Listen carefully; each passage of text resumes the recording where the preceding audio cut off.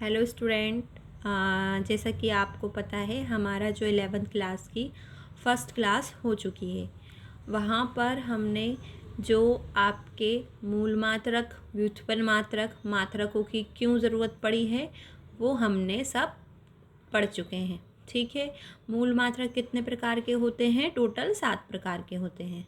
ठीक है, और अगर आप वो वीडियो देखना चाहते हैं तो मैं उसकी आपको लिंक डिस्क्रिप्शन बॉक्स में दे दूँगी। ठीक है, और आज का जो हमारा टॉपिक है वह भौतिक राशियों की विमाएँ हैं। ठीक है, भौतिक राशियों की विमाओं से रिलेटेड है। ठीक है, कोई भी अगर फिजिकल क्वांटिटी है तो उसकी विमाएँ क्या होगी? विमाएँ क्या होता है? विमाएँ का मतलब होता है किसी भी चीज़ की घात। किसी भी, जैसे हम फॉर्मूला लिखते हैं तो उसमें पावर लगी होती है, तो भौतिक राशि को विमाओं के रूप में बताना ही क्या है? विमा है उसकी। ठीक है, तो इसकी हम डेफिनेशन पढ़ लेते हैं। किसी भौतिक राशि की विमाएं उन घातों को कहते हैं जिन्हें उस राशि के व्युत्पन्न मात्रकों को व्यक्त करने के लिए मूल मात्रकों पर चढ़ाते हैं। व्युत्पन्न मात्रक, कोई भी व्युत्पन्न मात्रक को व्यक्त करने के लिए मूल मात्रकों पर चढ़ाते हैं। अच्छा, मैं ये आशा कर रही हूँ कि आपको व्युत्पन्न मात्रक और मूल मात्रक पता होंगे, है ना। मूल मात्रकों से क्या मिलकर बनते हैं? व्युत्पन्न मात्रक। ठीक है, चलिए नेक्स्ट देखते हैं। अब मूल राशियाँ द्रव्यमान, लंबाई, समय, ताप, ज्योति, तीव्रता तथा धारा को हम किससे बताते हैं? देखिए, द्रव्यमान को हम बताते हैं m से, लंबाई को l से, ताप को t से, समय को t से, ताप को थीटा से, ज्योति तीव्रता को कैंडेला से तथा धारा को एम्पियर से।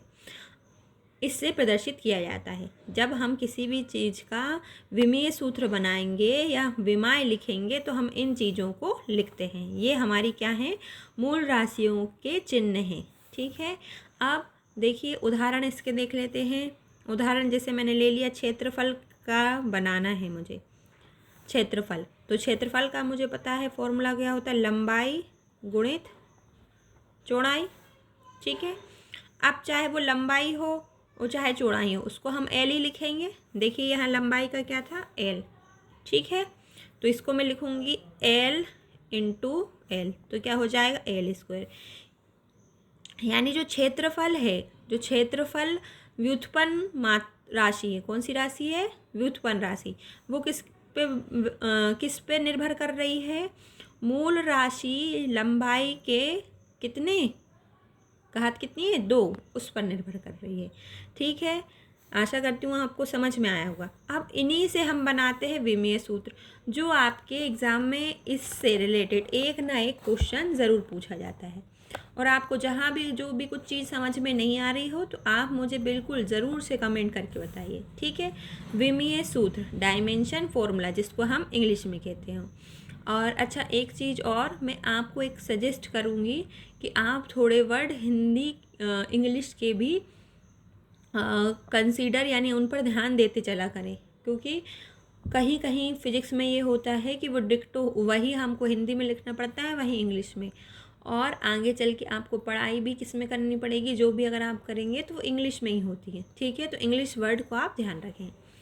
डायमेंशन फॉर्मूले कैसे होते हैं? वह सूत्र जो उचित घातों के द्वारा किसी भौतिक राशि के व्युत्पन्न मात्रकों का संबंध मूल मात्रकों से प्रदर्शित करते हैं, विमीय सूत्र कहलाते हैं। ठीक है, ये तो हो गई डेफिनेशन।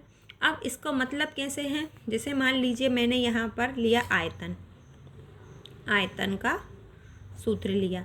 अब आयतन मुझे पता है क्या होता है? लंबाई गुणित चौड़ाई गुणित ऊंचाई, ये होता है। अब मैं चाहे लंबाई ले लूँ, चाहे चौड़ाई, चाहे ऊंचाई, तीनों को हम मीटर में मेज़र कर सकते हैं। यानी इसकी यूनिट तो क्या हो गई? Metre cube. आपको पता है आयतन का मात्रक क्या हो गया? मात्रक तो हो गया मीटर क्यूब। लेकिन आपसे बोला किसी ने विमीय सूत्र बनाई है इसका, तो आप क्या से लिखेंगे? मीटर को, आपको देखिए मीटर को अभी आप क्या लिख रहे थे? लंबाई को क्या में लिख रहे थे? एल से। तो यहाँ एल कितनी बार आएगा? 3 बार। एल कितनी बार आएगा? 3 बार। तो इसको मैं लिख लूँगी एल क्यू। अब इसको लिखने का तरीका ऐसा होता है, यहाँ पर एम नहीं है तो m0, यानी द्रव्यमान की कोई बात ही नहीं हुई इसमें आयतन के फॉर्मूले में, एल क्यू और T0। आशा करती हूँ आपको ये समझ में आया होगा। चलिए अब हम नेक्स्ट टॉपिक देखते हैं। नेक्स्ट टॉपिक क्या है, अब कुछ विमेय सूत्र लिए हैं मैंने।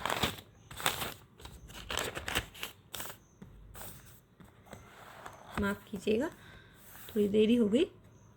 देखिए कुछ विमेय सूत्र लिए हैं जो किससे संबंधित हैं, यांत्रिकी से।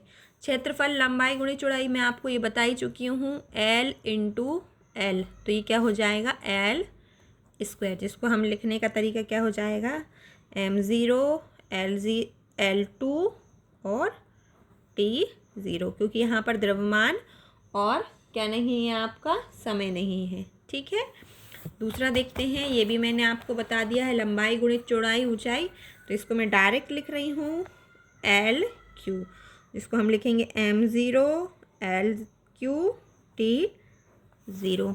ठीक है, अब नेक्स्ट है आपका द्रव्यमान बटे आयतन। द्रव्यमान बटे आयतन, अब यहाँ देखिए इसको समझने की, द्रव्यमान को हम किस में लिखते हैं, m में, अभी आपने पीछे देखा, और आयतन का जस्ट क्या निकला है LQ, तो इसको मैं ऐसे लिख सकती हूँ बटे में LQ। जब इस LQ को मैं ऊपर ले जाऊँगी तो ये क्या में हो जाएगी, इसकी पावर माइनस में, और T नहीं है तो ये हो जाएगा 0। M L minus Q T0 किसका हुआ, ये आपका घनत्व का। अब देखिए नेक्स्ट है आपके पास चाल का। चाल का होता है विस्थापन या दूरी, विस्थापन या दूरी बटे समय। ये दो फॉर्मूले, दो डायमेंशन फॉर्मूले, दो चीज़ों का एक ही डायमेंशन फॉर्मूला है ना। ठीक है, चाल और वेग दोनों में एक ही विमेय सूत्र काम करेगा। तो देखिए विस्थापन को हम, या दूरी हो, उसको हम लेंथ में ही मेजर करेंगे, और समय को T में। ये T ऊपर जाएगा, यहाँ M है क्या, नहीं, तो M0। L, ये T ऊपर जाएगा तो क्या हो जाएगा, माइनस का 1, M0 LT minus 1। I hope आपको ये समझ में आए होंगे। तो चलिए ये नेक्स्ट वाला आप बना के बताएंगे, और इसका आंसर मुझे ज़रूर से कमेंट में करेंगे। त्वरण, त्वरण क्या होता है, वेग में परिवर्तन बटे समय। अब एक नोट ये देख लीजिए क्या है, एक भौतिक राशि का केवल एक विमेय सूत्र हो सकता है। ठीक है, कोई भी भौतिक राशि हो उसका केवल क्या होगा, एक विमेय सूत्र होगा। ठीक है, अब लेकिन एक ही विमेय सूत्र बहुत सारी राशियों का हो सकता है, जैसे चाल और वेग का, दोनों का एक ही विमेय सूत्र निकल रहा है LT माइनस 1। लेकिन कोई भी एक भौतिक राशि उसका विमेय सूत्र कैसा होगा, एक ही होगा। चलिए, अगर आपको मेरा ये वीडियो थोड़ा सा भी आपके लिए हेल्पफुल लगा हो तो उसको लाइक कीजिए।